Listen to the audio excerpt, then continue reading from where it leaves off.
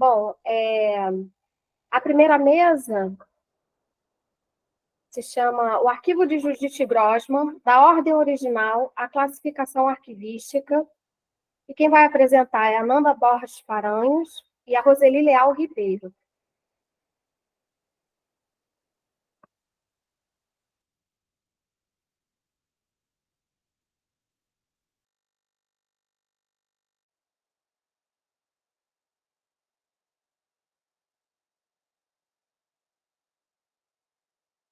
Alô, Roseli?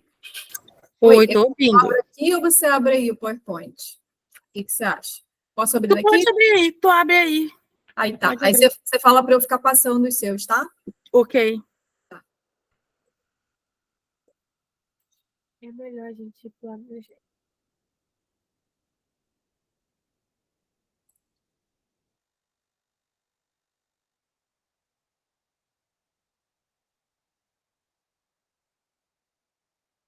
Querendo ampliar ele, peraí.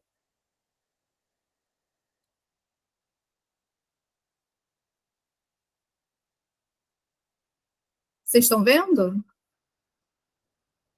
Vocês estão vendo? A Nanda tá, mas ele não tá na tela cheia e ele também tá aparecendo todos os slides, né? Ah, não, então não foi. Peraí. Só se apertar no sorvetinho. Isso. Foi, agora foi? Vocês estão vendo? Não? Não. Agora foi. Mas ele está pequenininho, né? Vocês não estão vendo ele. Eu queria que vocês vissem ele grande. Para Tá. compartilhar grande, tem que compartilhar a janela. A janela? Então, peraí, que eu vou. Para ficar melhor, peraí. Você coloca no modo apresentação e compartilha a janela dele. Tá, deixa eu só. Eu acabei de fechar ele.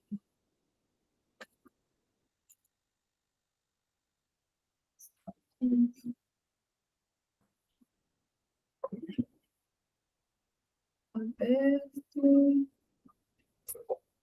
Não, mas eu estava na janela mesmo, Henrique. Agora que eu estou vendo. Aí, tá aberto. Só que eu não estou conseguindo abrir ele em modo de apresentação. Deixa eu ver aqui. Agora sumiu tudo. Você coloca no modo de apresentação PowerPoint em tela cheia, aí volta, alterna aqui para o Meet e clica em projetar. Sim, agora saiu, peraí. Apresentar agora. Então, eu estou na janela, né? Eu clico nele. Tela cheia.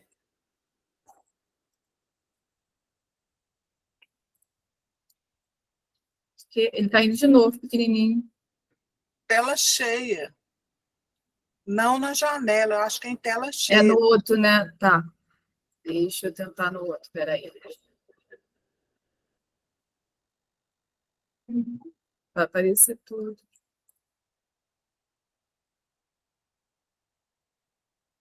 Agora está indo? Vocês estão vendo? Clica na apresentação agora. Pronto. Agora foi. Ai, Tá, ai. deixa eu voltar aqui.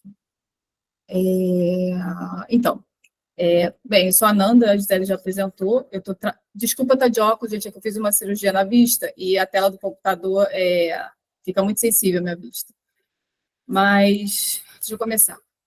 Eu estou no arquivo da Judith Grossman, né? Eu sou da Fundação, aí eu trabalho lá desde 2012 com a organização de arquivos literários e estou trabalhando na Judith, no MLB e na UFBA. E eu só queria falar um pouquinho antes da Roseli entrar, que ela vai falar sobre a ordem original, e depois eu vou falar sobre a classificação desse acervo.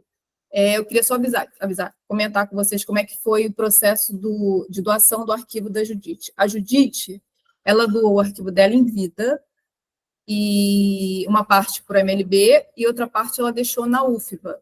No MLB, a gente tem tudo registrado, né, por escrito, ela tem várias cartinhas falando do processo de doação dela. Essa doação dela, ela morava ainda na Bahia, então foi tudo feito por SEDEX, então ela tinha o cuidado de para não perder nada, para não ter problema de extraviar, ela saber tudo que ela estava mandando. Então, as cartinhas de doação que ela fazia ao MLB, ela dizia, estou mandando a pasta tal, a pasta tal, a pasta tal, e aí fazia. E foram vários lotes de doação dessas pastinhas, né? Que eram aquelas pastinhas de aba, né? Aquela pastinha que o Henrique fala, pastinha escolar, né? E na UFBA, ela deixou também desse jeito, com umas pastinhas, e deixou quase todo o material dela enquanto docente na UFBA, que ficou na sala de letras. Na UFBA, eu ainda não recuperei essa informação, porque na UFBA não me parece que foi doado, parece que assim, a Judite deu, né, o acervo para lá. Então, eu ainda vou ter que trabalhar com essa questão, para materializar essa questão da proveniência do arquivo dela lá na UFBA. Mas o que eu estou vendo nessa descrição é que a gente tem documentos dela aqui no MLB, que a gente quer no MLB na Fundação Casa de Rui Barbosa, e temos documentos dela na UFBA que se completam. Tipo, eu tenho umas versões aqui, aí eu tenho outras versões na UFBA. Eu tenho uma parte toda da docência, está lá na UFBA. Então, o arquivo dela, e tem coisas repetidas. Então, o arquivo dela está bem assim, né, separado, né, nesse sentido. Mas a maior parte da literatura dela está no MLB.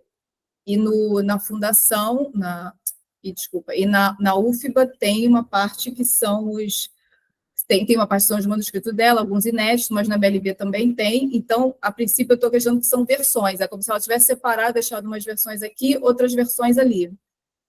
E o que mais? E aí tem essa parte da docência. E uma peculiaridade que eu vi no arquivo da Judite foi que ela era uma pessoa organizada.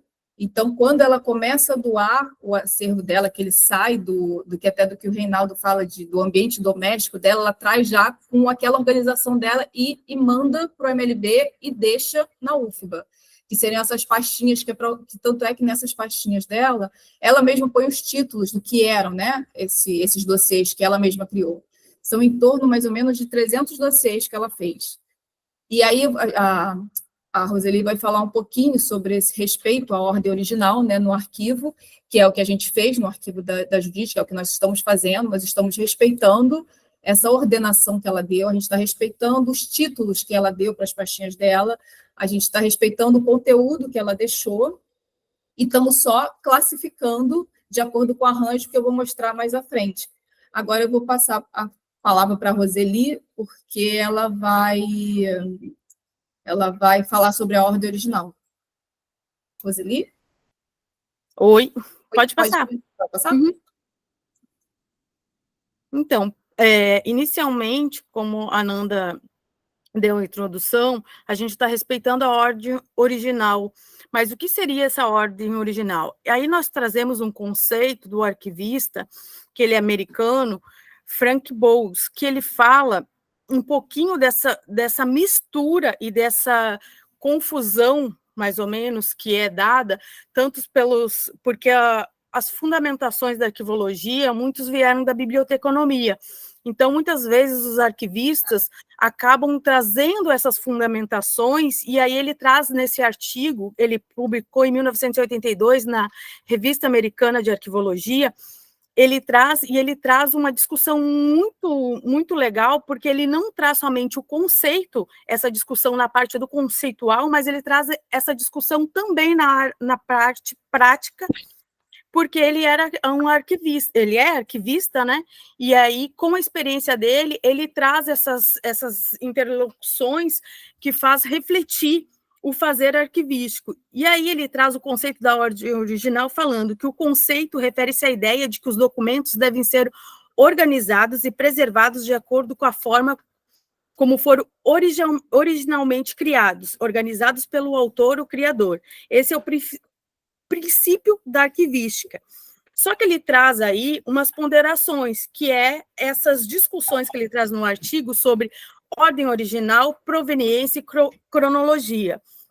Por quê? Porque ele fala que a ordem original difere da proveniência, porque muitas vezes é confundido dentro da arquivologia, e a cronologia, que é muito utilizado também em biblioteconomia. E aí ele traz a diferença da proveniência e da ordem original. O que seria a proveniência e o que seria a ordem original? Em termos didáticos, trazendo para vocês, a proveniência seria assim: eu tenho a certidão de nascimento, que me gerou o RG, que me gerou o título de eleitor e que me gerou o o passaporte. Então, isso é uma proveniência, um documento vai gerando o outro numa ordem, que é muito mais classificado na parte documental de gestão das empresas. Mas aí ele traz o que é a ordem original? A ordem original é como o autor ou a pessoa que organizou deixa esses documentos. Eu pego o título e deixo com o passaporte, porque são documentos que eu não utilizo muito. Então, eu deixo lá, separado numa gaveta, e minha certidão, ou meu RG, ou meus outros, ou minha carteira de trabalho, eu já mantenho mais comigo, porque eu uso ele continuamente. Então, ele traz mais ou menos eu estou trazendo, nas minhas palavras, o entendimento do conceito dele, para que vocês entendam. Mas é mais ou menos isso. O que é proveniência? É um documento gerando o outro. O que é a ordem original? Não significa que foi gerado, mas sim o autor manteve junto. Por quê? Porque é a ordem dele. E nisso ele fala da acessibilidade, que aqui nós trocamos, porque é um artigo em inglês, nós trocamos para a palavra acesso. Acesso e utilidade dos documentos, eles podem mudar, né, a depender... Só um minuto. O acesso, né, e a utilidade, eles podem dar uma outra características. Por quê? Porque tu pode ser mais importante tu ter o acesso e a utilidade desses documentos do que a ordem original, ou, muitas vezes, da proveniência. A proveniência vai dizer o quê? Que um documento gerou outro. Mas o autor, o que o autor fala? Não, eu quero ficar com a minha identidade e a minha certidão perto de mim. É muito mais importante eu ter isso do que o título e o passaporte, que eu não fico muito perto. Mas, e aí, o acesso e a utilidade tu vê esse arquivo como um todo, trazendo tantos os aspectos da ordem original e trazendo os aspectos da proveniência. E aí ele traz, pode passar, Nanda. Aí ele traz as implicações, tanto teóricas quanto práticas. Nas implicações teóricas, ele vai falar do conflito com a proveniência, que às vezes muitos arquivistas não querem utilizar o termo ou a terminologia, e as exceções. Por quê? Porque muitos veem que tem que ter uma exceção a esse princípio. E aí ele fala das mudanças na prática arquivística. Isso seriam as implicações teóricas, porque existem correntes teóricas da arquivologia que vão querer utilizar um ou outro, ou desmerecer um ou outro. E aí ele traz que não, que na visão dele, aí a experiência prática dele, a origem e a aceitação da ordem original é um fato. Ter o reconhecimento dessas limitações também é um fato. E tu flexibilizar essas exceções. Por quê? Porque tu pode utilizar tanto um quanto o outro, ou quanto tu ter novas formas, uma integração de novas teorias referente a essa ideia. Por quê? Porque não é que seja uma única verdadeira, ou outra seja melhor, e sim a adaptabilidade do acervo em si. E aí eu trago um exemplo, pode passar, Ananda? Eu trago um exemplo da Judite. Aqui é uma pasta onde ela é a organização dela, em versões, ou anotações dela, que ela deixa separado. Tem como aumentar? Não, né? Não. Não. Aí no primeiro quadro ali, onde que tem a pasta vermelha, a ordem que ela deixa, a ordem dela. No segundo quadro, é o título do que ela está se referindo. Abaixo tem ali, Prêmio Brasília de Ficção para a obra inédita da Fundação Cultural 1976. 1900, deixa eu só ver aqui. E aí, do lado, existe ali, Jornal do Brasil, terça-feira, 14/2/67. Aí fala, o silêncio de Judite era enigmático. Sabíamos que andava pelos Estados Unidos e queríamos saber se continuara a escrevendo ou não. Então, ela guardou esse recorte de jornal, essa cópia desse recorte de jornal, junto com uma documentação de 1976. Se eu for utilizar a ordem cronológica, eu vou perder essa informação. Se eu colocar esse recorte de jornal aqui apenas como uma fortuna crítica, sem ter esse contexto da organização dela, eu vou perder essa informação também.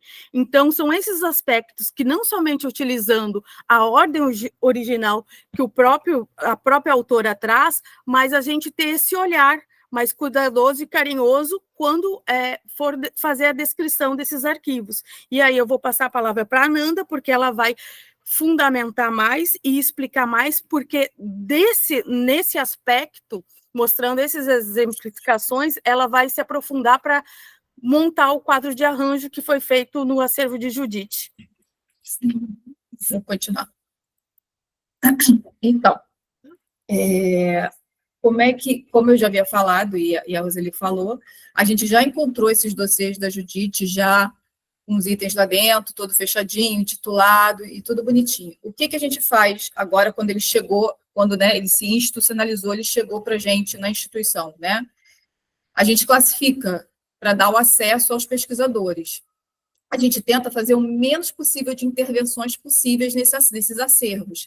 Eu lembro que até na fala do Reinaldo, o Reinaldo fez até uma crítica a essas intervenções, que realmente tem intervenções que você acaba descontextualizando o arquivo, mas isso são metodologias da época. Eu fiz até um trabalho sobre isso no MLB, esse levantamento disso, porque quando a gente começa a tratar da documentação de arquivos literários, né, arquivos pessoais no geral, mas mais o literário, que eram doados para as bibliotecas, os manuscritos, eles eram tratados de acordo com a teoria da biblioteconomia, eles eram descritos por item, ele não se via eles como um conjunto documental.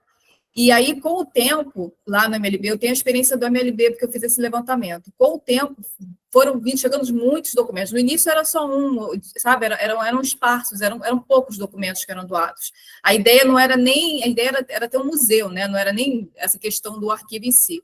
E aí, com o tempo, começam a ser doados arquivos. Aí, então, vinham caixas enormes, cheias de documento. E aí, para fazer essa descrição nível item, era muito surreal, porque estavam chegando material e os outros materiais estavam ficando de lado por causa disso.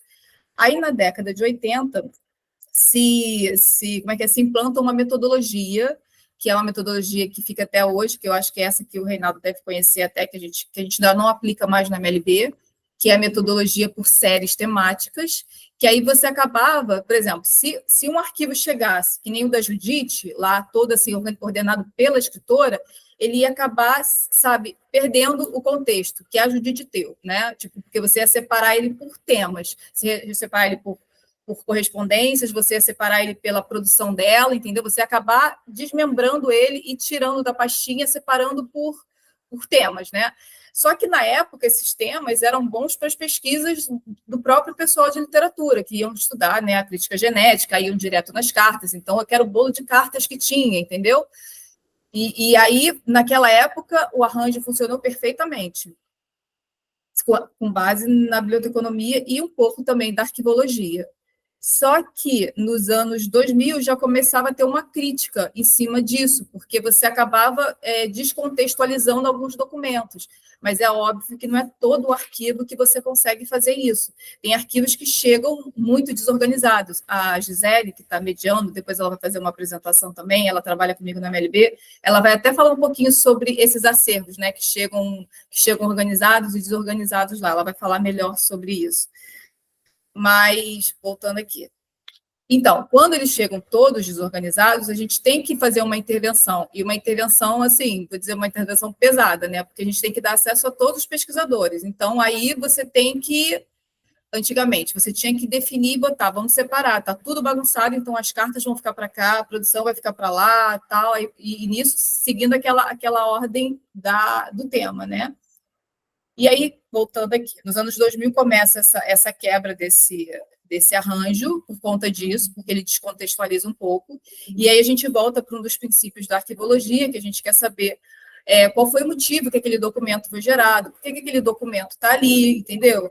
Então, a Judite foi bom porque ela já montou, o arquivo dela já veio montadinho. Então, a única coisa que eu fiz foi descobrir qual foi a atividade que a Judite criou, né? Qual foi a atividade que ela criou, não, qual foi a atividade que ela fez que gerou aquele dossiê que ela guardou ali.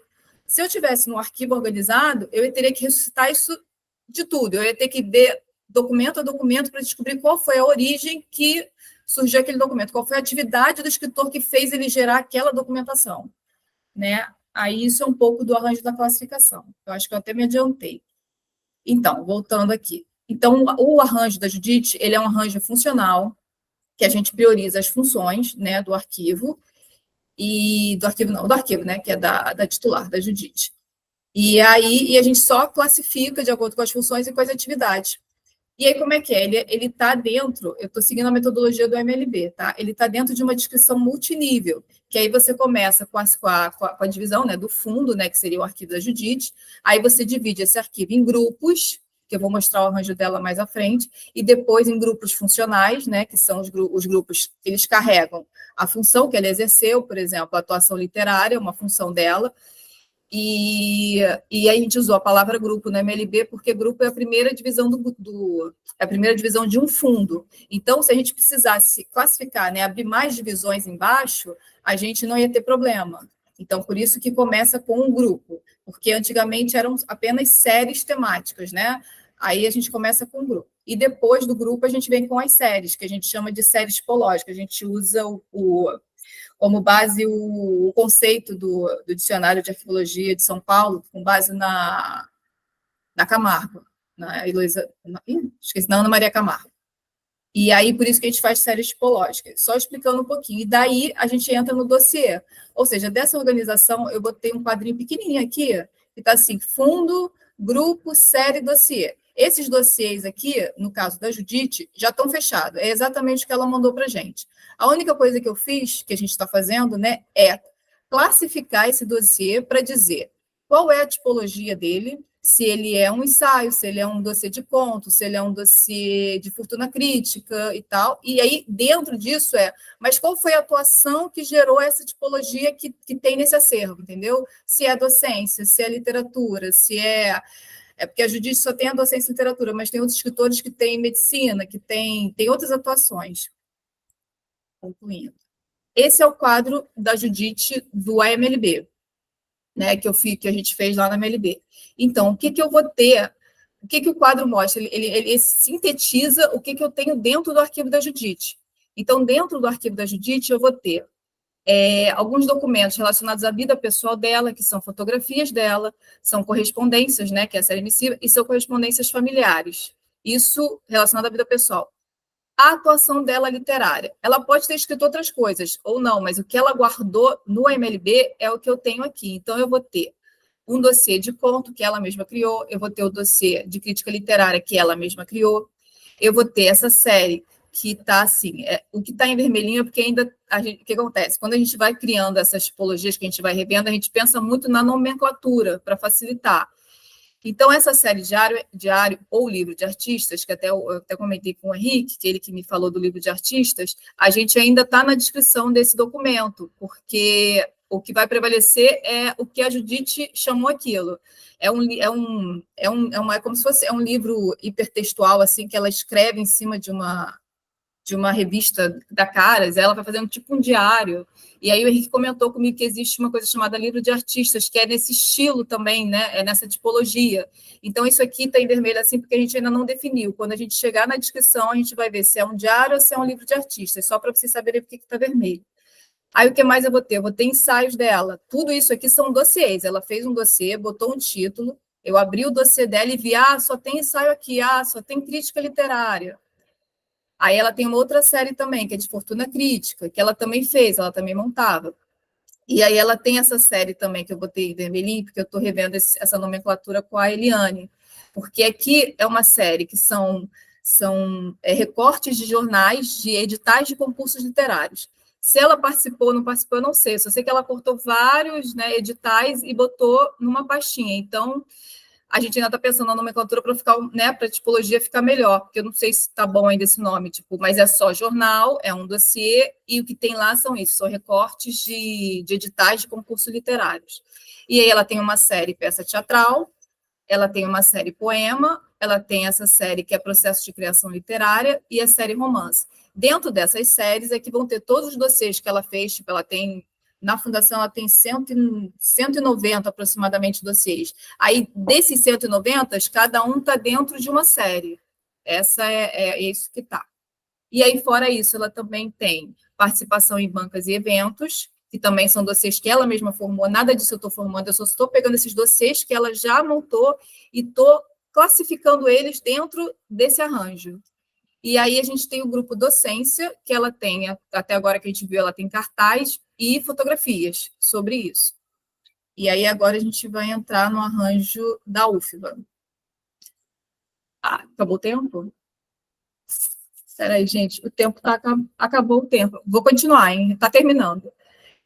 O grupo Vida Pessoal, então, o arranjo da Judite na UFBA. Tem grupo Vida Pessoal, participação em bancas e eventos, que a gente já viu, só que eu estou aguardando ainda a analisar a planilha da Roseli, porque aí na UFBA a Roseli descreve para mim cada item, e aí daqui eu vejo esses itens para classificar se ele é, qual é a tipologia que tem, entendeu? Se ele é um conto, se ele é um ensaio, se ele é uma fortuna crítica. Então, eu estou aguardando, porque até agora eu não vi nada relacionado à vida pessoal e a participações em bancas e eventos. Estou aguardando, mas eu acho que tem, mas é que eu ainda não vi. Então, até agora, de certo, o que eu tenho na UFBA? Eu tenho conto, eu tenho um dossiê, que vou chamar aquelas pastinhas dela de conto, eu tenho ensaio, eu tenho fortuna crítica. Fortuna crítica eu ainda não sei também, é um que a gente está estudando para ver, eu preciso de mais informações. Tem um poema e tem romance.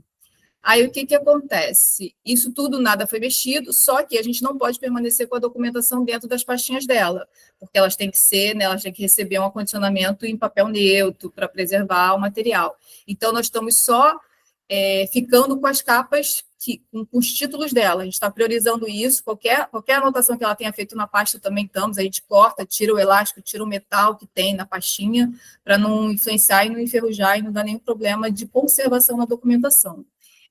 E aí, só para finalizar, a gente tem esse grupo que está em vermelhinho, porque a gente ainda está pensando na nomenclatura, que até o final, tipo, o arranjo é uma coisa que vai, né, até o final a gente ainda vai mexendo, a gente começa com ele já pré-definido, mas chega lá na frente a gente vê um documento que, não se encaixa aqui, então vamos ter que mexer de novo no arranjo. E aí a docência, o que acontece no grupo da docência? O grupo da docência da UFBA, ele já foi digitalizado, né? Ele foi digitalizado a nível item e ele foi previamente digitalizado. E aí o que acontece?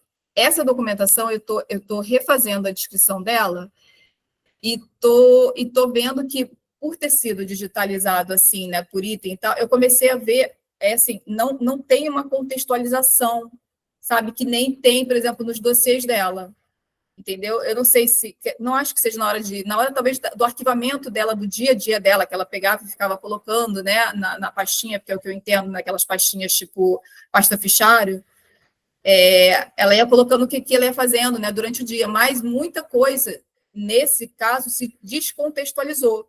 E o que eu estou tentando fazer é contextualizar essa documentação. E aí, o que eu fiz? Como eu estou fazendo essa descrição, e é a única descrição que vai ter no acervo dela a nível item, por conta dessa descontextualização dos itens, eu fiz pontos de indexação. Aí, o que eu fiz? Dentro da planilha dela, eu criei um campo, que é o ponto de indexação, que o indexação é o quê? São palavras-chave, são, né, descritores do que você vai achar no arquivo. Então, dentro da docência dela, o que eu puxei? Como é que eu classificaria? Eu não posso classificar, porque já foi digitalizado, já está tudo certinho e tal, mas dentro não tem só material de mestrado, não tem só material de graduação.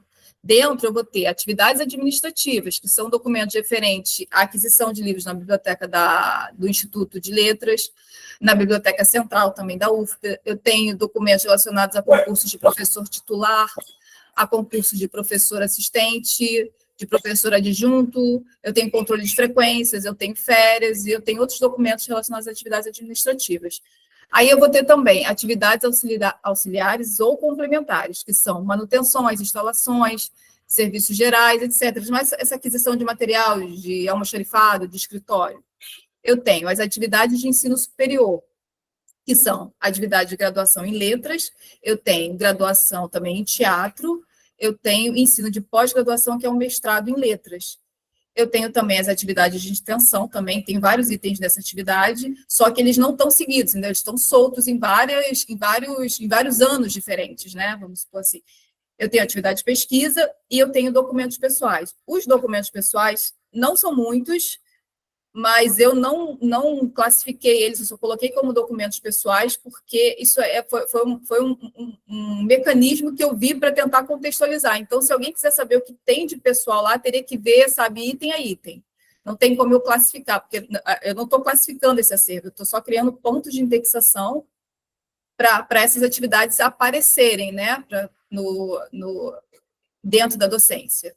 Então, deixa eu falar. E aí, eu fiz isso, esses pontos de indexação, eu fiz de acordo com o plano de classificação das instituições de ensino superior, né, que já tem. Então, a maioria aqui dessas atividades aqui já estão lá, e eu fui só pegando e adaptando para a Judite.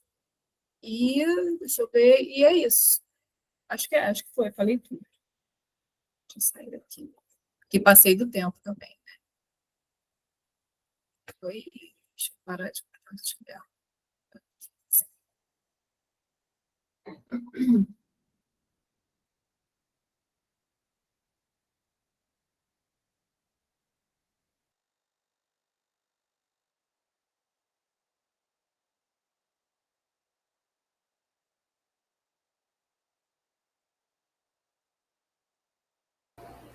Parabéns, viu, pela apresentação, Ananda e Roseli. Acho que no final da rodada a gente pode falar um pouquinho mais sobre cada apresentação. Então, vamos para a próxima. O título é O Acervo Judite Grossman, Testemunho de uma Paixão, de Evelina Reuser.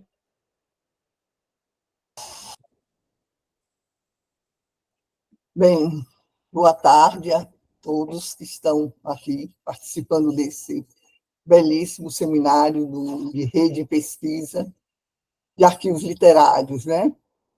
E muito bom, Ananda, ter falado, Ananda e Rosali, né, antes de mim, porque eu estarei também falando sobre o arquivo de Judite, principalmente o arquivo de Judite na Fundação Casa de Rui Barbosa, né, a partir justamente destas cartas que Judite enviou para a Fundação, com a doação dos documentos que foram apresentados aí nessa fala anterior, né, de Ananda e Rosali.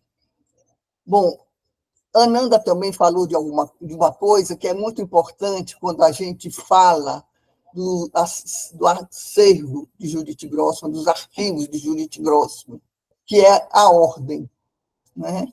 Esse material acadêmico que está aqui, que foi digitalizado aqui na Universidade Federal da Bahia, foi um material, foi uma documentação que ela deixou na sala de teoria da literatura, onde nós trabalhávamos, né? Inicialmente era a sala de teoria da literatura, depois, com a mudança de arquitetônica aí do prédio de letras, passou a ser sala de pesquisa do projeto Escritores e Seus Múltiplos. E ficou aí durante um tempo. E o que nós observamos sempre, isso tem sido falado nos diversos textos, por exemplo, que temos escrito sobre Judite, é justamente a ordem, um desejo obsessivo de ordem, né? E quando nós observamos, nos defrontamos com o material que está na Fundação Casa Rui Barbosa, eu estive lá também, as outras professoras, Antônia e Lígia, também estiveram lá, estivemos com a Ananda, fomos muito bem recebidas, tivemos várias pistas para trabalho, né? E eu passei a me dedicar a um conjunto de cartas, que são aproximadamente, nesse arquivo que eu estou trabalhando, 37 páginas, não são exatamente 37 documentos, são 37 páginas, porque tem envelope, tem foto de envelope, tem é apenas uma anotação que não constitui efetivamente uma carta. Mas as cartas que Judite encaminhou à Fundação Casa Rui Barbosa, elas mostram assim o caráter obsessivo, né, de Judite, digamos assim. Primeiro, é como se fosse um pai que não quer abandonar o filho, né? E o tempo todo está rastreando, está seguindo os passos do filho. Então, as cartas, por exemplo, elas têm um padrão, né? Um padrão.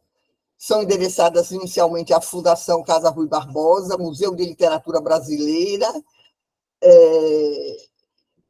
e para a chefia, professora doutora Eliane Vasconcelos, coloca o endereço, telefones e Rio de Janeiro.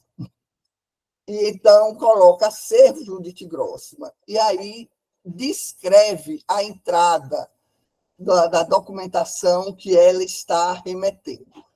Então, tem cartas, por exemplo, de endereçamento que são bastante longas. 2 cartas, por exemplo, são 2 folhas de papel. E outras cartas são bem menores, né? Mas, digamos assim, do ponto de vista até do encaminhamento das obras, são menos descritivas, como, por exemplo, uma carta, eu vou ler, e inicio agora a minha fala, recortando um trecho dessa carta, que é acervo Judite Grossman, entrada 22 de novembro de 1994, geralmente o grande número de remessas via SEDEX com esse material é no ano de 1994, não é? 92 houve primeiro depósito, 93 houve o depósito de umas cartas, mas o grande número mesmo de correspondência é em 1994, principalmente de julho, agosto, até novembro de 94.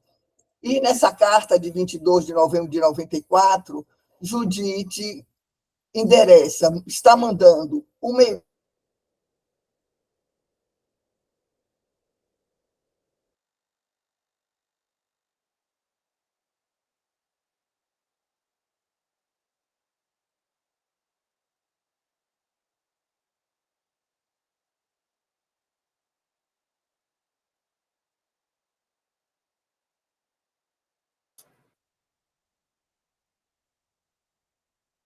Parou aí? Para mim, parou aqui.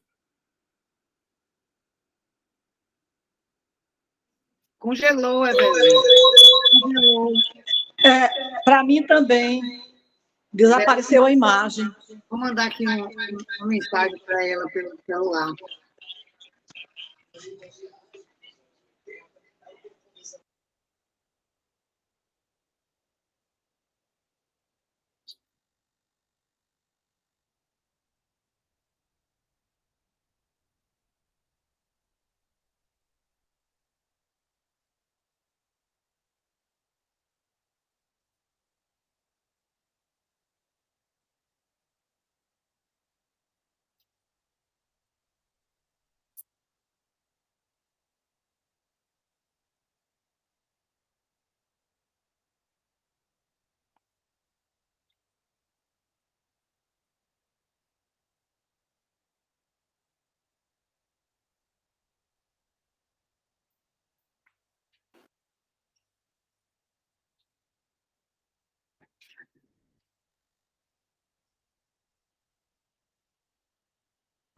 Eu não sei se eu estou vendo, se vocês estão me vendo. Tá vendo, sim. Sim, retornou. Retornou agora. Não, eu estou no celular, gente. Ontem, a energia aqui dessa rua, caiu 6 vezes. Alô? Sim, estamos ouvindo. Mas pelo celular estamos conseguindo ouvi-la. Sim. Estou no celular. A energia caiu logo que acabou o seminário hoje pela manhã. Ela tornou a cair e agora tornou a cair. Bom, vamos ver se eu consigo dizer alguma coisa. Tinha até planejado projetar, mas não vai dar, não. Então, eu inicio com essa carta. Nessa carta, ela envia 2 livros, que é O Meio da Pedra, Nonas Histórias Genéticas, que é o original definitivo, e envia A Noite Estrelada, Histórias do Ínter, original quase final, e Noite Estrelada, Histórias do Ínter, também original definitivo. E aí, então, vem uma parte que é um item dentro da carta, um destaque, que é memorial desta entrada. Isso vai aparecer em algumas cartas, e eu estou trabalhando justamente esse memorial, que às vezes, além do memorial desta entrada, aparece também testemunha da autora, que são depoimentos que ela dá, digamos assim, sobre o material que ela está enviando para a Fundação Casa Rui Barbosa. Então, nesta carta, por exemplo, que é uma carta muito pequena, ela diz o seguinte, mas que me interessa bastante, porque eu estou relacionando, né, esses elementos que eu tenho encontrado nesse material com a obra de Judite. Então, ela diz o seguinte: os originais foram preservados como testemunho da paixão, de acordo com a autora, do que foi a criação destas obras, e destinados aos scholars, teóricos e críticos em geral, com ênfase nos fenomenologistas e geneticistas. Então, em diversos momentos, em diversos documentos, Judite faz essa ressalva, esse destaque do porquê ela está preservando essa documentação. Então, ela fala em paixão, tem um outro, eu estava com isso, inclusive, bem no meu material que eu tinha escrito, mas não estou com ele aqui, vou ver se eu consigo encontrar alguma coisa, que é uma carta, me parece, de 18 de outubro, em que ela fala também dessa questão, não é? De um amor desmedido, né, pela literatura, por Junqueira Freire, por exemplo. Nessa carta, é uma carta em que ela faz uma entrada sobre a crítica literária. Ela encaminha também toda a fortuna crítica da sua obra, mas ela também encaminha à Fundação as diversas críticas que ela fez, né, sobre obras da literatura brasileira. E nesta outra, então, ela diz que os trabalhos críticos indicam, na maioria dos uma certa genealogia de minha própria obra literária, em geral, por algum tipo de analogia, tanto positivo quanto negativo. O ensaio sobre a cidade sitiada de Clarice foi escrito para recolocar esta obra no devido lugar, dentro da literatura brasileira. Interessa-me Clarice, em termos literários, como uma escritora que apenas se expressa na obra literária, de quem sou o seu oposto. Então, veja, ela está falando também dela aqui nesse momento, não apenas como crítica, mas como também uma escritora que é também crítica literária. Castro Alves e Junqueira Freire me acompanham desde a mais tenra infância. Em criança, via o tesouro da juventude. Queria ser a órfã da costura, Junqueira Freire, mas apenas para já ter aprendido a amar com tal desmedido amor, com o qual somente poderia vir a competir em situação análoga com a perda irreparável de minha mãe. Então, Judite, ela faz nessas cartas diversas referências a uma temática que é muito presente na sua obra, que é a questão, digamos assim, do que nós podemos chamar, e ela participou de um seminário, e o título foi esse, Oficina Amorosa. Então, a atividade literária como uma oficina amorosa. Então, o que ela expõe nessas cartas, nesse material todo, que ela envia com muito cuidado, de maneira muito minuciosa, impressionante as minúcias, né? Seria muito bom que eu estivesse podendo mostrar alguma coisa aí para vocês, mas com uma minúcia muito grande, né? Ela descreve, ela coloca a cor de cada pasta e ela marca, ela deixa o seu testemunho. Quer dizer, inclusive a palavra testemunho aparece ao lado da palavra memorial. Memorial, por exemplo, ela dá o percurso da escrita, do processo criador de uma determinada obra que ela está encaminhando. Mas, por outro lado, ela, em outros momentos, além do memorial, tem o testemunho. E nesse testemunho é justamente esse momento em que ela fala, não é, do que representa essa obra. Então, quer dizer, Judite está nessas cartas não apenas preservando o seu processo criador, o seu processo da escrita literária, mas está também, digamos assim, entrelaçando essa atividade da escrita criativa com as suas outras, quer dizer, ela é uma escritora múltipla, né? Então, ela faz esse trançado, né? Essa rede, já que nós estamos em uma rede, ela faz essa rede, essa relação que tem o processo criativo, né, da obra literária, com sua atividade crítica, com sua atividade teórica, e tudo isso, todas essas atividades, e pedagógica também, são, digamos assim, movidas por uma paixão, como ela diz aí na primeira carta que eu li, né? Pelo amor.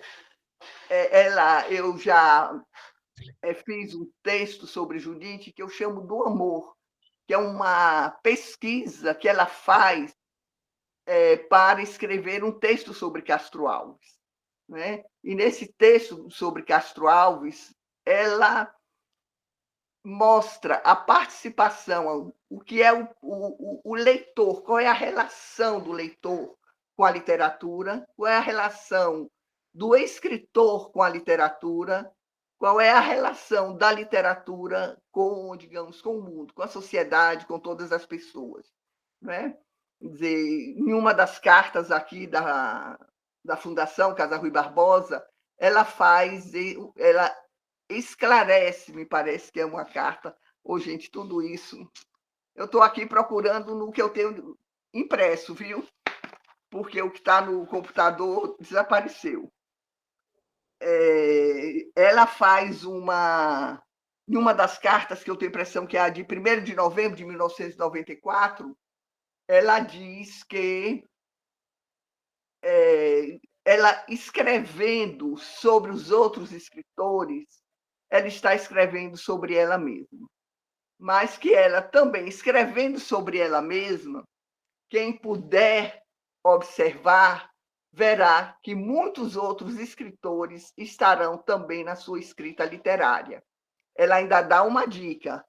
O tempo todo, Judite está, digamos assim, acenando para o leitor, seja o leitor, digamos assim, o crítico, o geneticista, um leitor de literatura comparada, ela sempre está dando uma pista para que, nessa aqui, por exemplo, ela diz que é o terreno, não é? Terreno para a literatura comparada. Então, ela fala, com todos os cuidados, pude falar de mim falando dos outros escritores, dos quais salto exatamente para a originalidade, como escape de um filho de sua fonte, né? Quer dizer, ela fala da sua posição diante desse acervo literário do sistema, ela está falando do sistema literário. E nessa carta ela fala, eu falo do sistema literário. Mas ela está falando justamente que é um dos temas teóricos, tanto dos temas da literatura 1 como dos temas da literatura 2, essa problemática do particular e do geral, né? Que é muito presente na obra de Judite. Então, essas cartas, assim, para mim, elas são assim preciosas. Teriam outras coisas que eu poderia falar, mas realmente tem um momento em que ela fala de Nascida no Brasil. Deixa eu ver se eu encontro aqui. Que Nascida no Brasil é ao lado de Clarior e um outro livro dela, Crimes do Cotidiano, o cerne da obra literária de Judite Grossman. Foram preservadas justamente porque elas são o cerne o coração, como se fosse o coração afetivo da obra de Judite Grossman. Então, são muitas pistas que ela dá para nós estudarmos, não é? De um modo geral, nós vemos assim esse caráter obsessivo, a palavra que, inclusive, ela utiliza também, é uma palavra de Judite.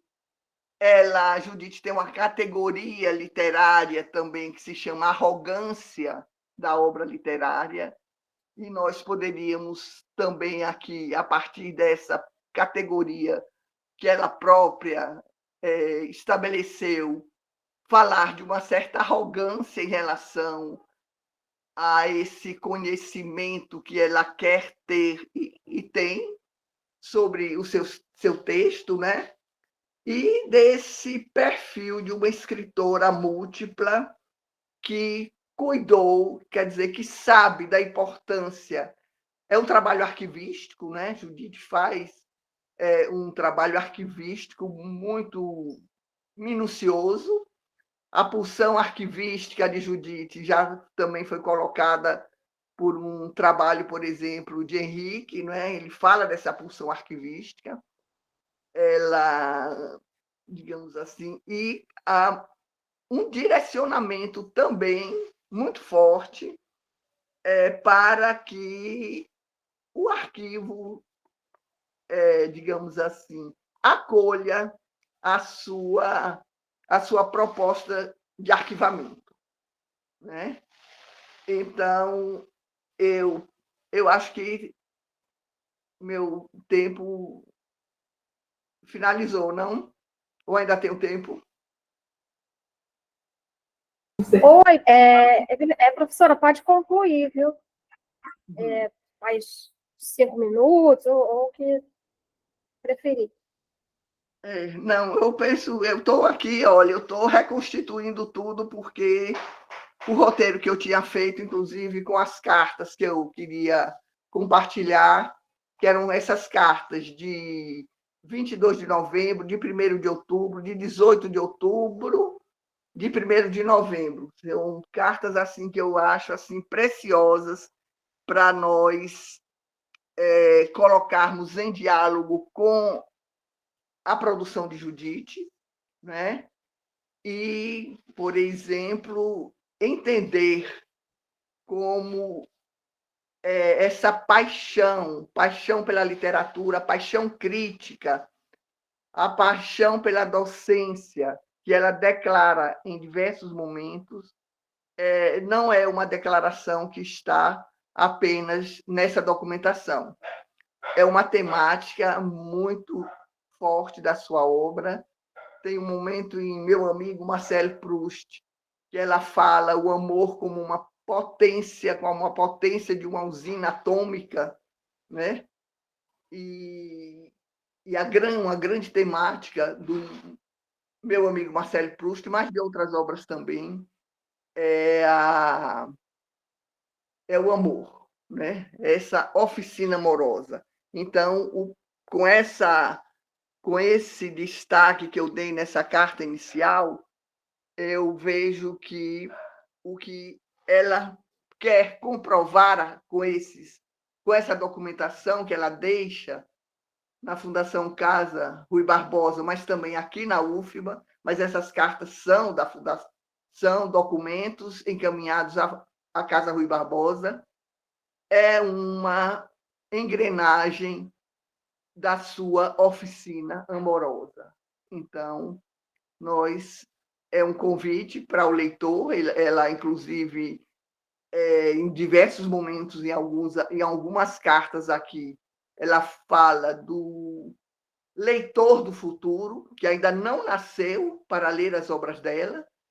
Ela se situa como um escritor do século XX, né? E como um escritor arquivista do século XX, que é diferente do escritor do século XIX. E, então, são muitas pistas que são dadas para a gente percorrer, né, esse material e, principalmente, ler esse material em diálogo e interlocução com a produção de Judite, que é muito ampla e muito importante para a literatura brasileira contemporânea. É isso. Me desculpem, lamento muito. Eu torci para que isso não acontecesse, mas aconteceu.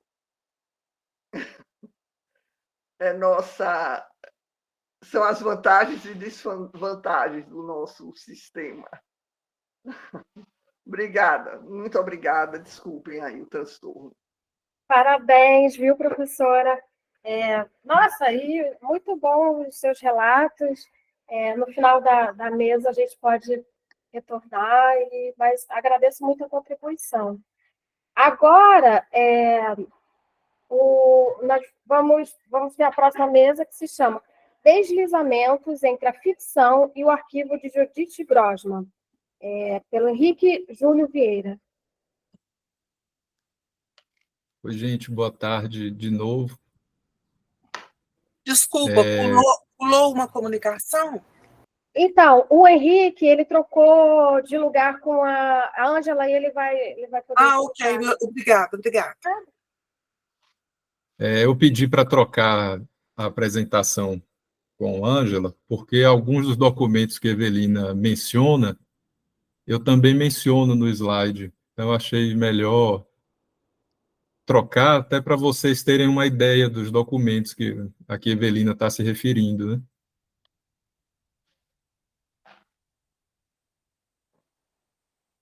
Já está aparecendo aí. Já sim, já está aparecendo. Essa apresentação, deslizamentos entre a ficção e o arquivo de Judite Grossman, ela faz parte de algumas questões que eu estou pensando no meu doutorado, que tem o objetivo de analisar essas formas de hibridização entre a literatura e o arquivo, pensando a ficção brasileira. Então, a minha leitura aqui, ela vai muito nesse sentido, partindo de algumas questões. Como a produção ficcional da autora se insere entre essas ficções ou poéticas do arquivo, hoje, e a gente tem vários nomes que poderiam ser mencionados, né? Silviano Santiago, Ney Lopes, Chico Buarque, o Bernardo Carvalho, a Maria Dolores Rodrigues, Eliana Alves Cruz, que fazem uso de vários procedimentos, desde a descrição de arquivos reais ou imaginários, as listagens, os inventários, até a imagem de documentos históricos nas obras literárias. E até um caso limite em que a obra literária não tem a forma de livro, né? É a forma de uma pasta de documentos, como a Maria Dolores tem uma obra dela. E aí uma segunda questão que eu me faço é se é possível comparar o discurso ficcional dos personagens sobre o arquivo com a autodescrição que Judite Grossman faz do próprio arquivo na materialidade das pastas, nos documentos, nas cartas de doação. E aí eu tenho pensado se a materialidade do arquivo é uma extensão do projeto de escrita da autora, e se dá para pensar o arquivo como uma produção. A gente sabe que na teoria arquivística, o arquivo ele é tido como um resultado orgânico, né, das atividades de uma pessoa, de uma entidade, mas como as apresentações anteriores mostraram, existe um nível de intervenção intelectual muito grande na montagem desse arquivo, né? E aí algumas hipóteses. A similaridade de estilo entre o discurso das personagens e os comentários da autora produzem uma certa contiguidade entre a escrita ficcional, a memorialística e a arquivística. E aí eu estou pensando que ela realiza uma escritura expandida, como o Roberto Corrêa dos Santos teoriza, né, naquele livro No Contemporâneo, Arte e Escrituras Expandidas, que ela se expande em várias materialidades, pensando aí os manuscritos, as cartas de doação, os depoimentos, as pastas, as folhas anexas, como se essa pulsão arquivística da autora, além de um tema literário, extravasasse para todos esses suportes textuais. Aqui é um referencial teórico que eu não vou comentar, mas fazendo uma certa linha, digamos assim, o Jacques Lacan, ele tem uma teoria psicanalítica muito fundada na linguística, e de que a organização da subjetividade, da imagem pessoal de si, é como se fosse uma cadeia de significantes. Ele pensa quase a subjetividade como uma frase, e o sujeito deslizando entre essa cadeia de significantes. E aí essa imagem da cadeia é muito interessante para pensar essa rede entre ficção, arquivo, materialidade de pasta, onde a escritora ou os personagens estão falando de si e das suas práticas de arquivamento. E aí a gente pode pensar também a ideia de biografema, a ideia de automusealização e dessas expansões do literário. Um outro exemplo que eu destacaria é a angústia do esquecimento, de que Lívia Natália trata na tese dela, né, sobre Judith Grossman, de que haveria aí uma certa angústia. E como ler esses materiais tão diversos, eu acho que a crítica biográfica ela traz alguns elementos importantes. Os textos da professora Eneida Souza falam desse lugar de que a crítica biográfica desloca o lugar do texto literário, daquela análise fechada do texto, da imanência do texto, para fazer a comparação do texto com outros suportes, outros itens, como depoimentos, manuscritos, e pensar nisso não uma projeção da vida explicando a obra, mas as múltiplas estratégias de ficcionalização do autor, inclusive da própria vida. Vou trazer um outro slide aqui, essa imagem dessa constelação, é um pouco como eu tenho pensado essa rede, em que o texto literário se conecta com as falas públicas, com a autodescrição no arquivo, com as cartas de doação e de prefácio, como se de um ponto desse a gente pudesse detonar todo o sistema, toda a engrenagem que ela constrói. E aí o Reinaldo Marques vai trazer a ideia de uma crítica biográfica comparada numa perspectiva material, para pensar como os objetos também são significativos dessas encenações do escritor. Vocês estão vendo aí o slide 37 páginas, mas não tem não, tá, gente? É porque ele para na metade disso. E depois foi rascunho. Então não precisa ficar contando os slides. Do ponto de vista da materialidade, então a gente tem assim essa rede entre o manuscrito, né, aquele texto feito à mão, o datiloscrito, porque ela não foi uma autora que escreveu no computador, a voz, o VHS e o cassete também são as materialidades onde se inscrevem essa escritura expandida. E aí eu trouxe a imagem da letra Aleph, do hebraico, porque eu acho que ela é uma chave de leitura para pensar esse modo como eu estou lendo essa rede de escritas de Judith Grossman. Ela é uma letra que ela é considerada dentro da percepção, da cosmopercepção judaica, como uma letra que carrega em si um sentido universal e indica, de algum modo, um espelhamento de que a imanência terrena é um espelhamento da ordem divina. Pelo que um pouco que eu estudei assim das questões judaicas. E eu trouxe alguns trechos do Aleph, de Borges, esse conto, que só para contextualizar, é um conto em que o personagem ele vai à casa de um escritor e embaixo da escada do alçapão, num mínimo detalhe, no mínimo ponto, quando ele olha para esse ponto, ele consegue ver todo o universo e toda a história do mundo.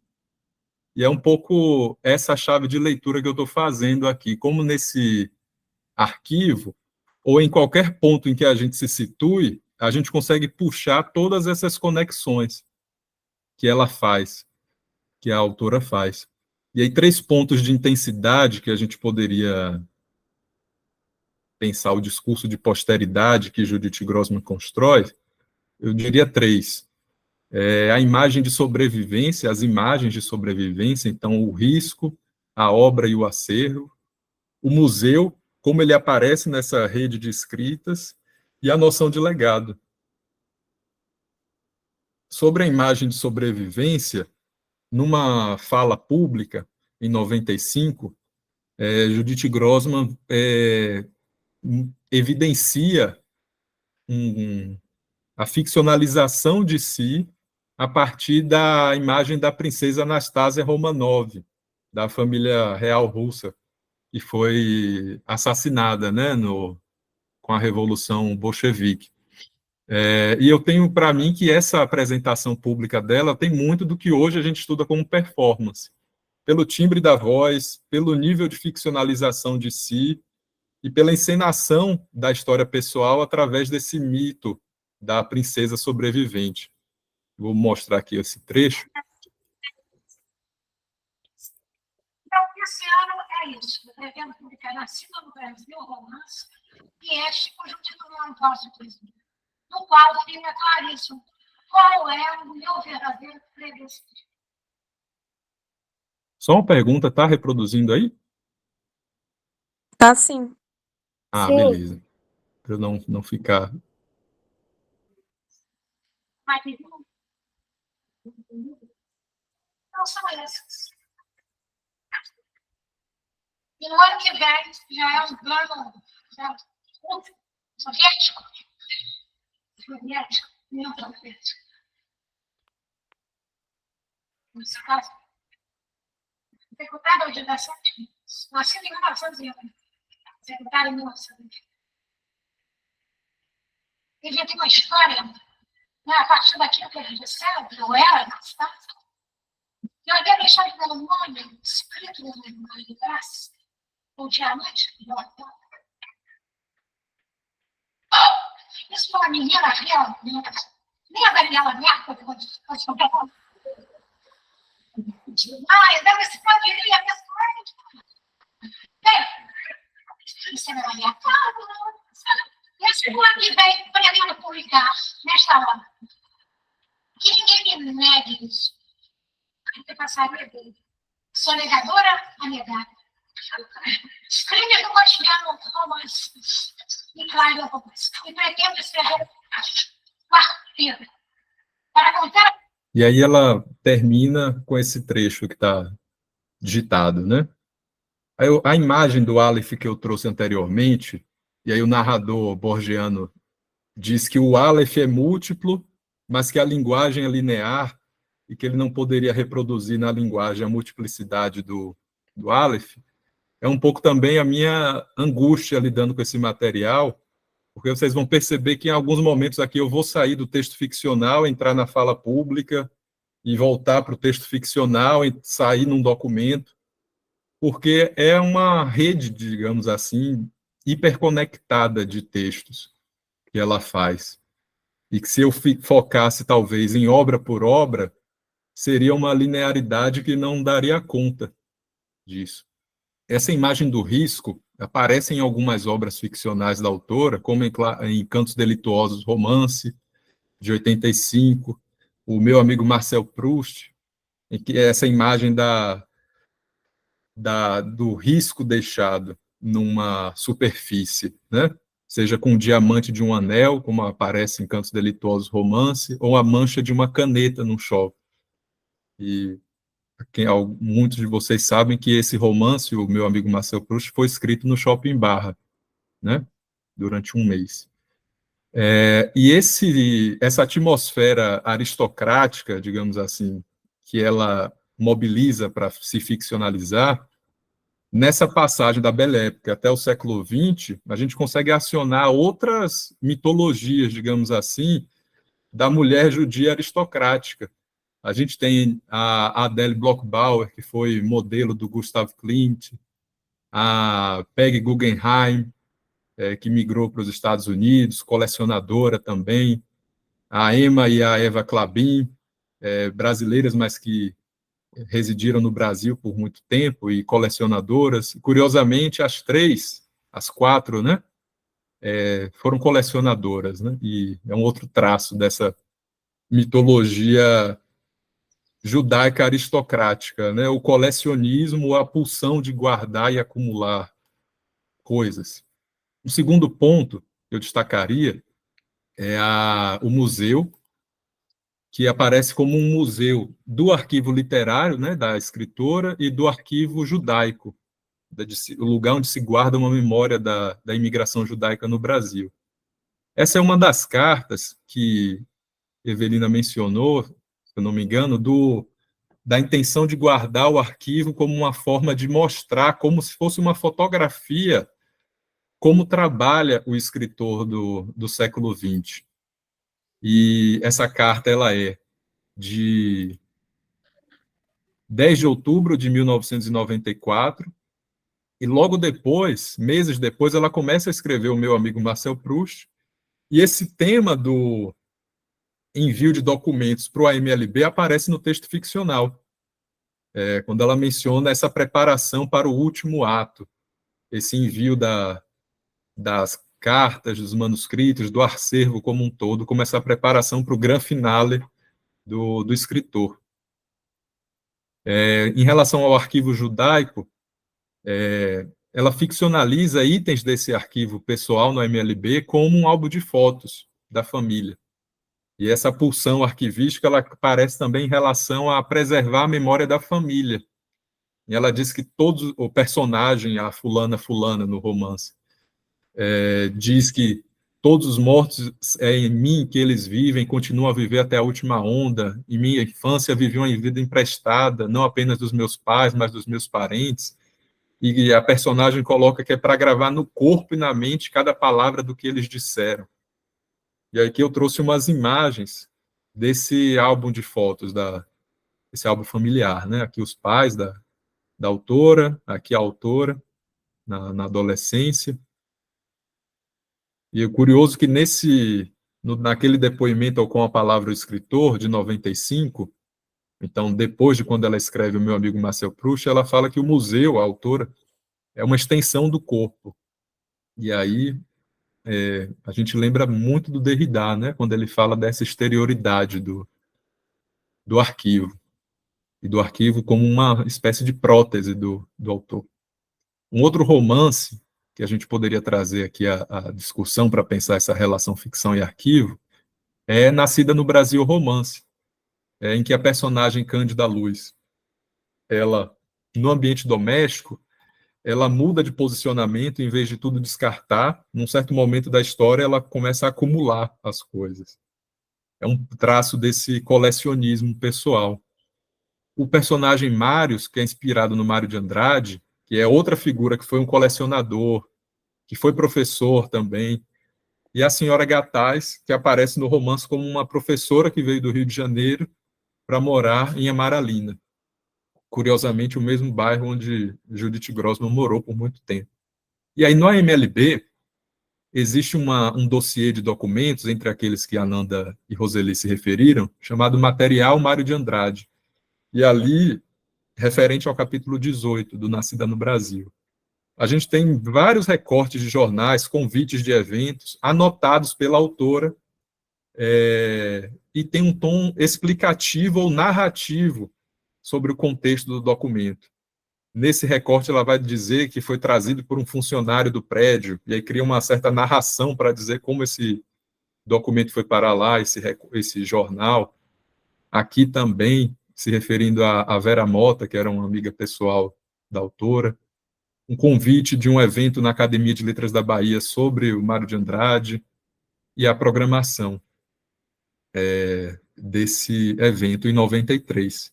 E em 93 é quando o romance Nascida no Brasil foi escrito. Então, muitos elementos que estão nesses dossiês literários são elementos ficcionalizados nas cenas narrativas, onde a autora, digamos assim, fisga elementos e ficcionaliza. Uma curiosidade que eu queria trazer aqui, ainda sobre o Mário de Andrade, é um trecho de uma carta dele ao Paulo Duarte, um crítico radicado em São Paulo, em que ele diz que o departamento é o meu túmulo, falando lá sobre o IFAM, que depois da Era Vargas foi desmontado, né, com o Estado Novo.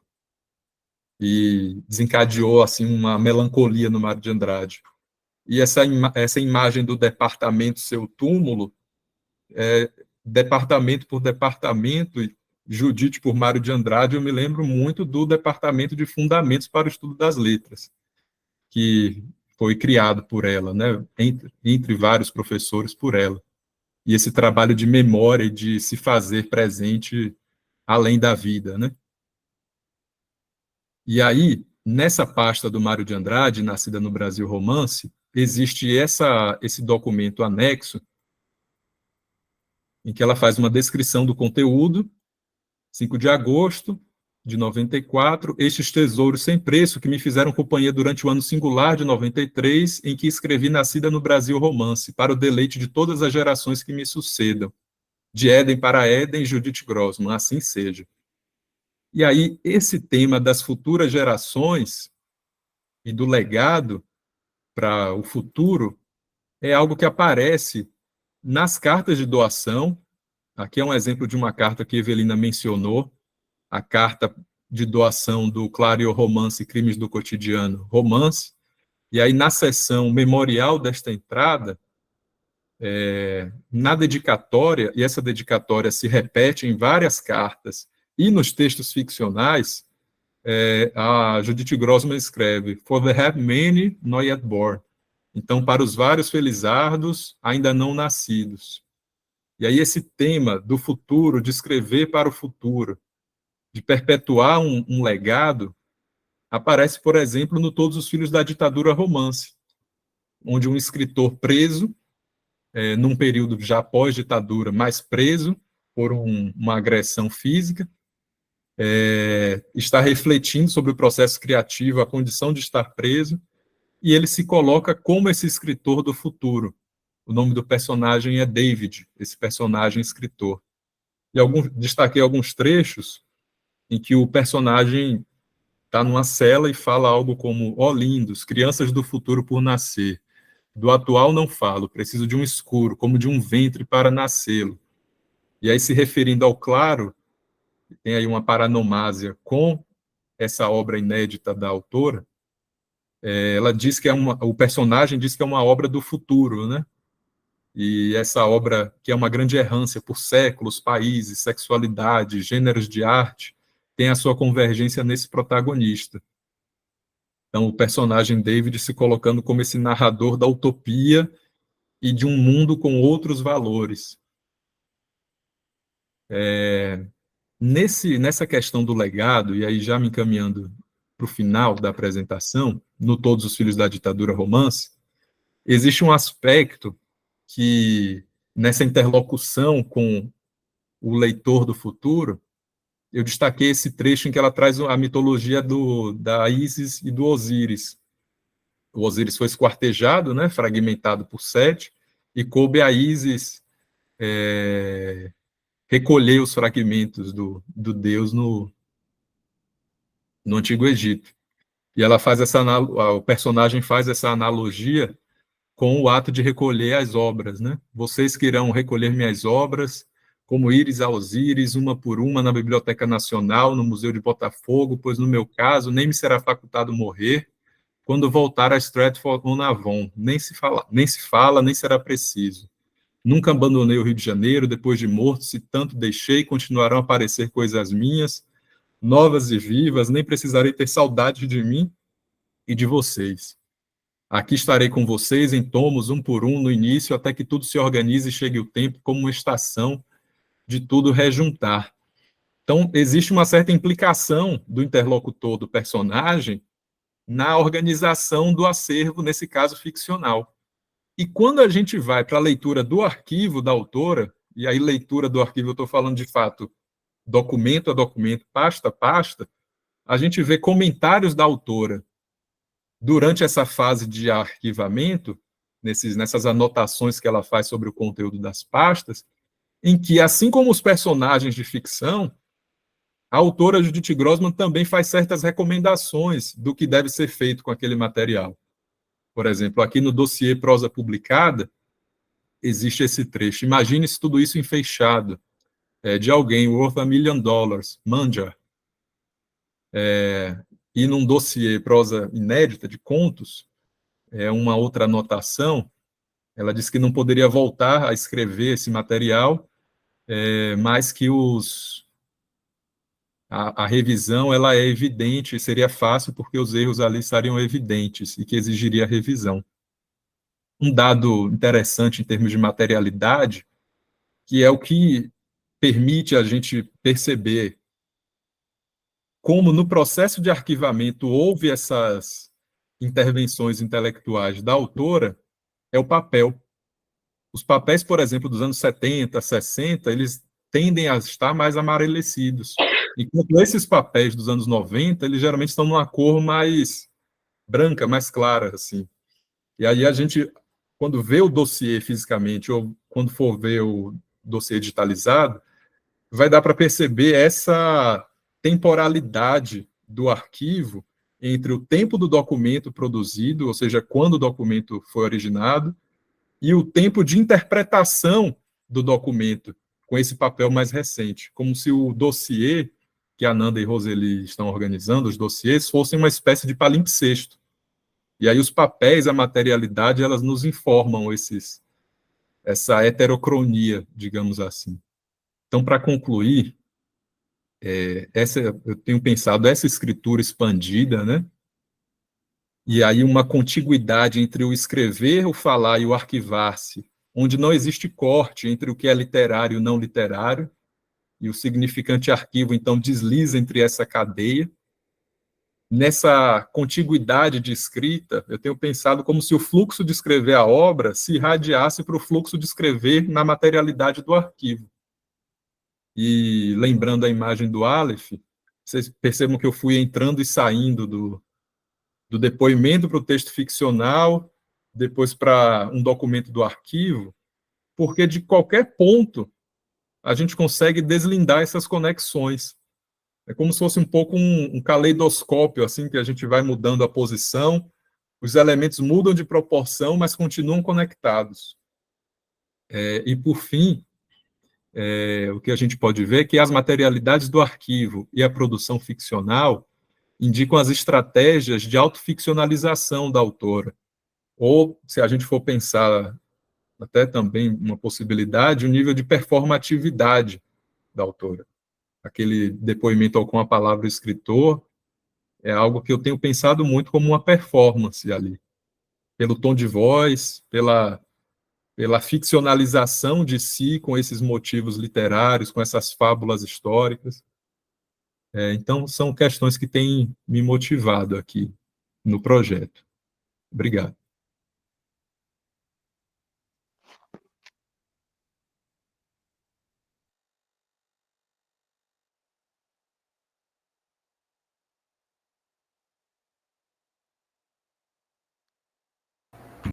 Obrigada, viu, Henrique? A fala foi realmente bem uma rede de conexões, e aí no final da mesa a gente pode também abrir para o diálogo. Agora, a última mesa, a busca nos arquivos do Instituto de Letras da UFBA, o resgate da memória da atividade docente de Judith Grossman. Ângela Cerqueira Benevides. Obrigada. Vou transmitir aqui.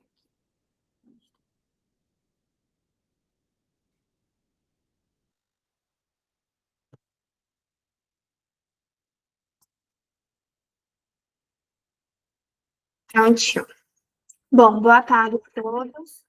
Como já apresentada, eu me chamo Ângela Cerqueira Benevides. Essa apresentação tem como nome A Busca nos Arquivos do Instituto de Letras da UFBA, um resgate da memória da atividade docente de Judith Grossman.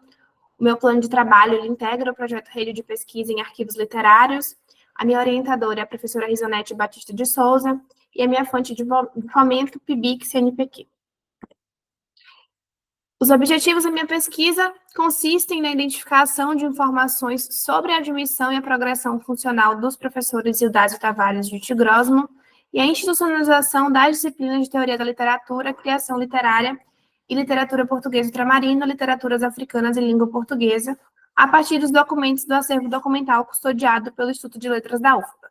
Como mencionado pela manhã, eu trabalhei com a admissão e a progressão do professor Ildásio Tavares e agora falarei sobre Judith Grossman. Para a formação do aparato teórico da minha pesquisa, ela vai transitar, então, entre a filologia, a arquivologia, a historiografia, em destaque a história institucional do Instituto de Letras da UFBA, e também para os procedimentos metodológicos vão ser utilizados textos da crítica textual. Por analisar documentos manuscritos, vou utilizar também os conceitos da área da paleografia e as bases teóricas da diplomática. Então, por essa pesquisa, por ela ter como objetivo a identificação de informações a respeito da atividade docente dos professores Ildásio Tavares e Judith Grossman, utilizou-se, então, as atas como fonte documental. Segundo o Belotto 2008, ata é um documento diplomático testemunhal de assentamento horizontal, registro resumido das ocorrências de reunião, assembleia ou sessão, assim como das decisões tomadas por seus membros. Se for de eleição, resume o seu desenrolar, geralmente é lavrado em livro próprio. Protocolo inicial, número da ata e o nome da entidade subscritora da reunião, data cronológica, inclusive designação da hora, do local com o endereço, nome das pessoas presentes, sua qualificação e declaração de abertura da sessão pelo presidente e secretário. Texto. Assuntos discutidos em obediência ou não à ordem do dia ou pauta. Protocolo final. Fecho. Nada mais havendo a tratar. Eu, secretário, lavei a presente ata. Assinaturas do presidente e do secretário. Por serem as atas documentos de guarda permanente, essas atas elas tenderam, então, a serem conservadas e, por isso, definiu-se a ata como uma espécie documental fundamental para fonte de estudo e objeto de investigação dessa pesquisa, devido à importância dos livros de ata dos departamentos para o fornecimento de informações a respeito dessa admissão e, consequentemente, da progressão funcional dos professores alocados em cada departamento, a saber, o Departamento de Letras Vernáculas, com o professor Ildásio Tavares, e o Departamento de Fundamentos para o Estudo das Letras, com a professora Judith Grossman. A metodologia da minha pesquisa ficou assistida na identificação e higienização prévia, catalogação e escolha dos documentos relevantes para a investigação, preservados no arquivo físico do Memorial do Instituto de Letras da UFBA, digitalização prévia dos materiais escolhidos para situar os textos selecionados no contexto da produção e de circulação, buscam-se para textos disponíveis nos acervos físicos e virtuais da UFBA. Segundo Souza, 2020, na pesquisa documental, será feita a digitalização dos documentos encontrados que não estejam em formato digital, com a finalidade de melhor preservá-los. E também houve a realização de pesquisa bibliográfica a partir dos catálogos gerais da UFBA. Nessa primeira parte da pesquisa, como mencionado, foi identificado os materiais no acervo do Instituto de Letras da UFBA.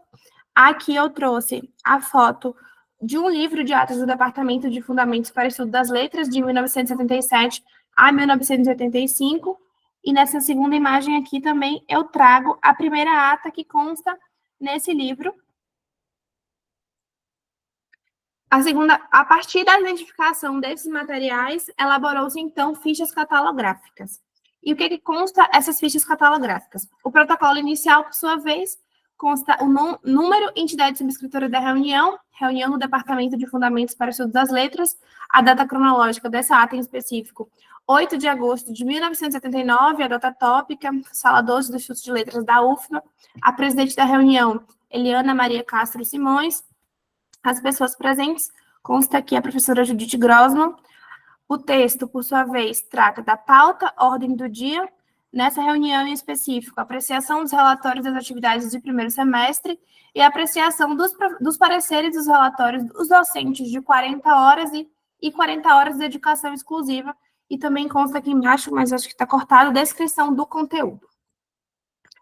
Já no protocolo final, nós temos a secretária, que foi a professora Evelina Reisel, a secretária DOC, data de aprovação, 22 de agosto de 1979, as assinaturas dessa ata.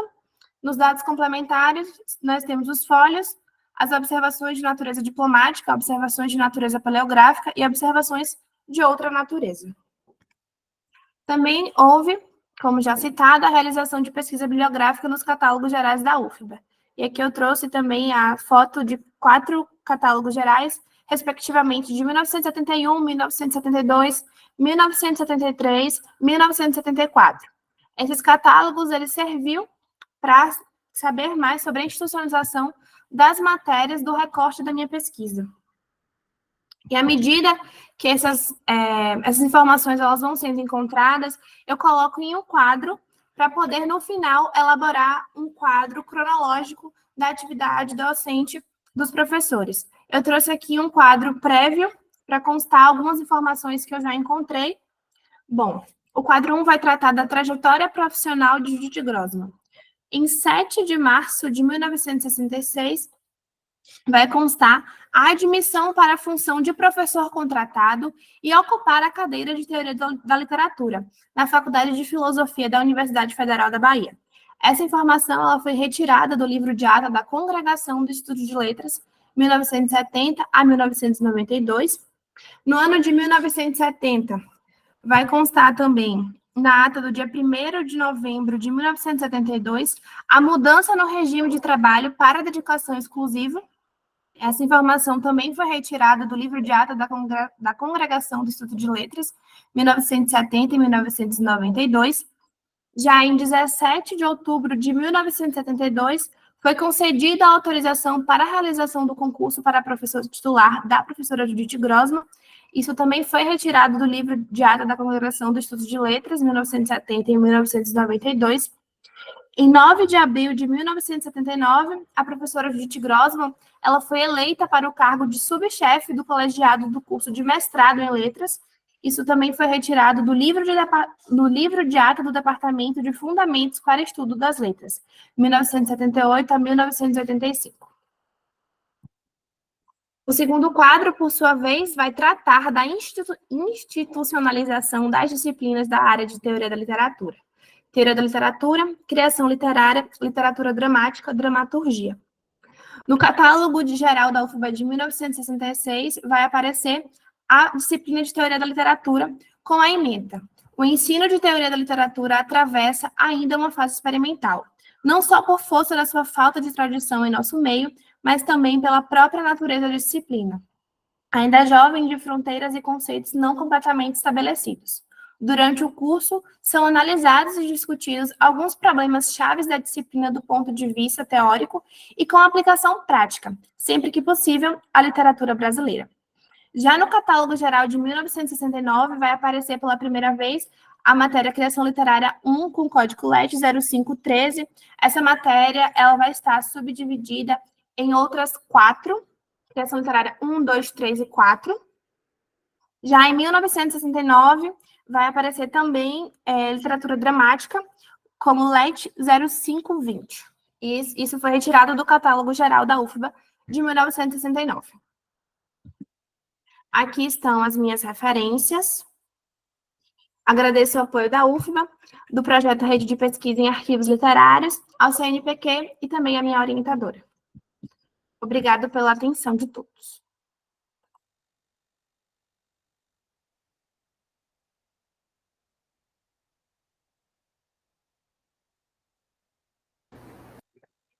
Obrigada, Ângela. Muito interessante também a sua pesquisa. Eu acho que agora é uma hora boa para que a gente possa abrir, né, para que venham perguntas, interações, que vocês quiserem, dúvidas, enfim.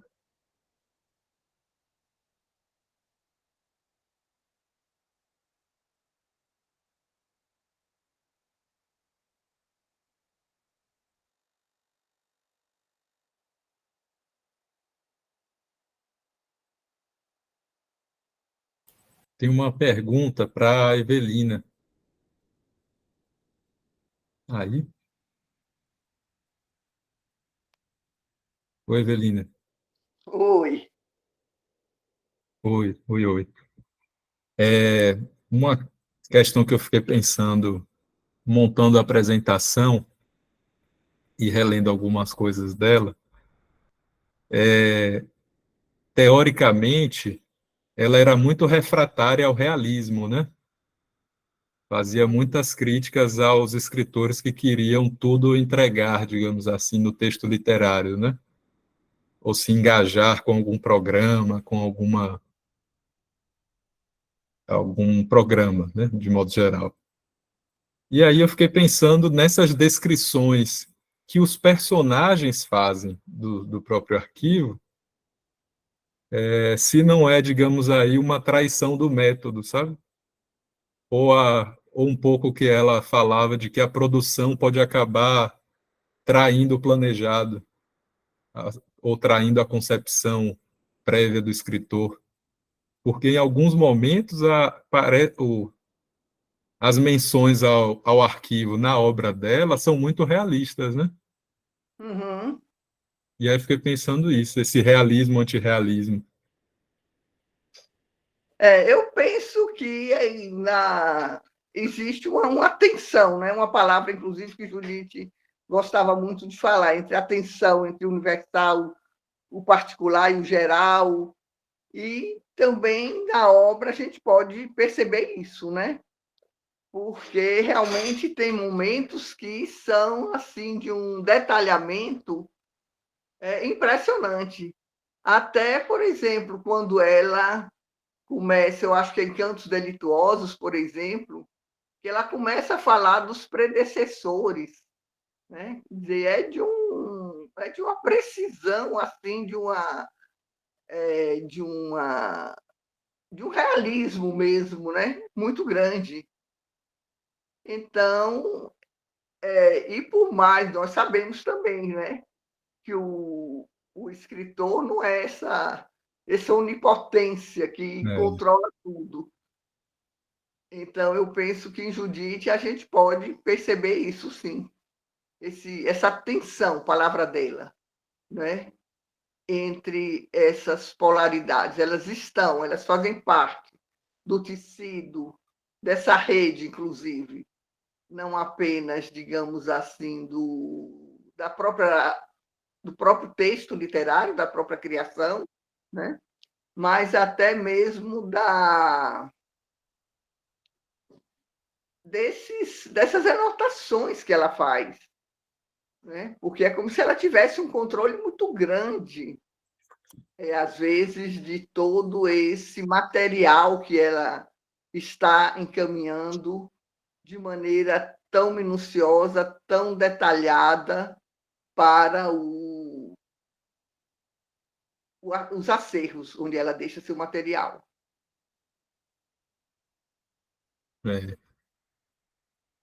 Eu não sei o que é que você acha.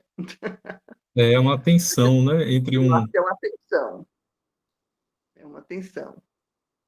E é uma categoria muito, que é uma palavra assim, que quando Judite está muito presente no tema da teoria da literatura, não é? Agora, muitas vezes também ela fala dessa tensão digamos assim, como se pudesse dominar essa atenção. E aí o que eu acho é que, às vezes,